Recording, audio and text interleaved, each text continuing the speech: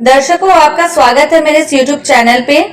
आज की इस वीडियो में बात करेंगे कैसे नंदी के द्वारा दिए श्राप के कारण रावण की सोने की लंका को हनुमान जी ने जला दिया।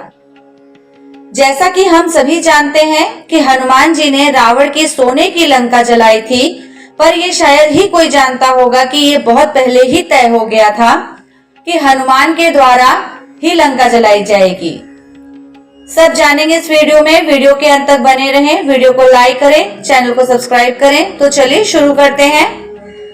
एक कथा के माध्यम से जानते हैं कि हनुमान जी ने ही क्यों जलाया रावण की लंका को।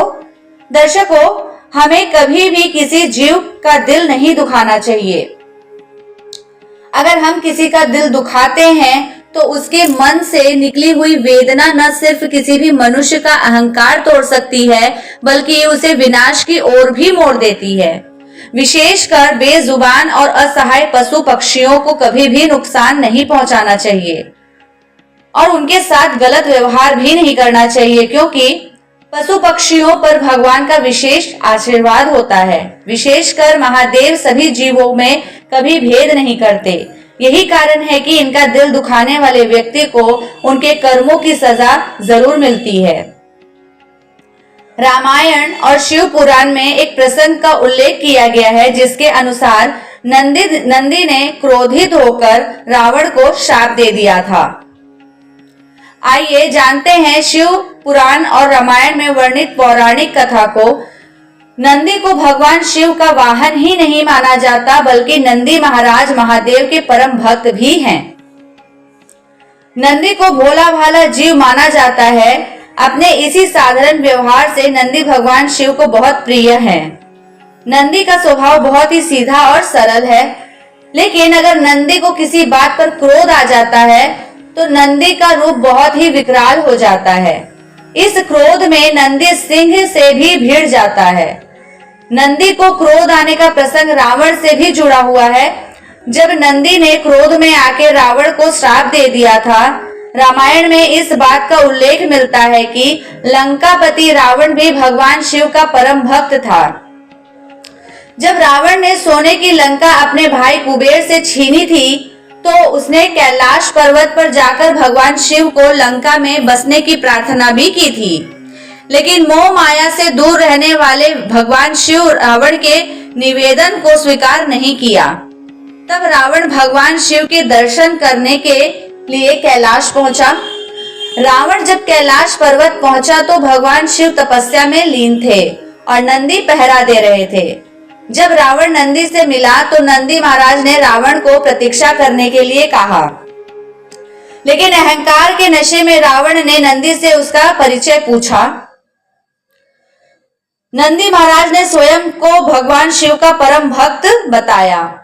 रावण ने जब नंदी को यह कहते सुना कि वो महादेव के भक्त हैं, तो रावण को क्रोध आ गया, क्योंकि रावण अपने आप को शिव का सबसे बड़ा भक्त मानता था।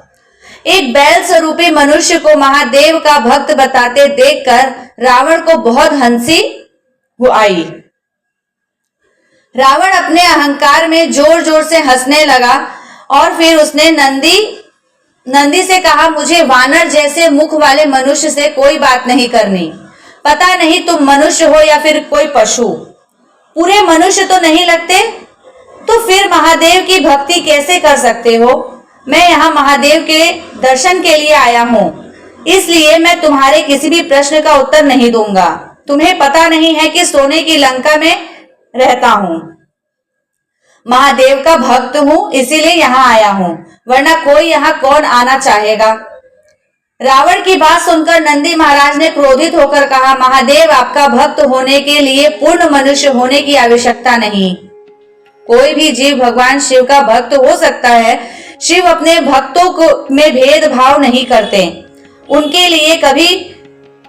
लिए सभी भक्त समान हैं, लेकिन तुम जैसे मानसिकता के लोग महादेव के सच्चे भक्त नहीं हो सकते। तुम्हारे मन में जानवरों के लिए दया और सम्मान के भाव नहीं हैं।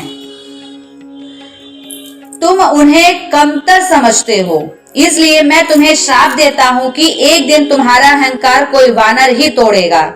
तुम जिस सोने के महल पर इतना अहंकार करते हो, वो आग में जलकर भस्म हो जाएगा। इसके अलावा तुम्हारी मृत्यु भी एक सच्चे शिव भक्त के हाथों ही होगी। समय बीतने के साथ नंदी महाराज का श्राप फलीभूत हुआ और रावण की लंका को हनुमान जी ने जलाकर भस्म कर दिया। वहीं विष्णु अवतार श्री राम के हाथों से रावण की मृत्यु हुई। जय श्री राम।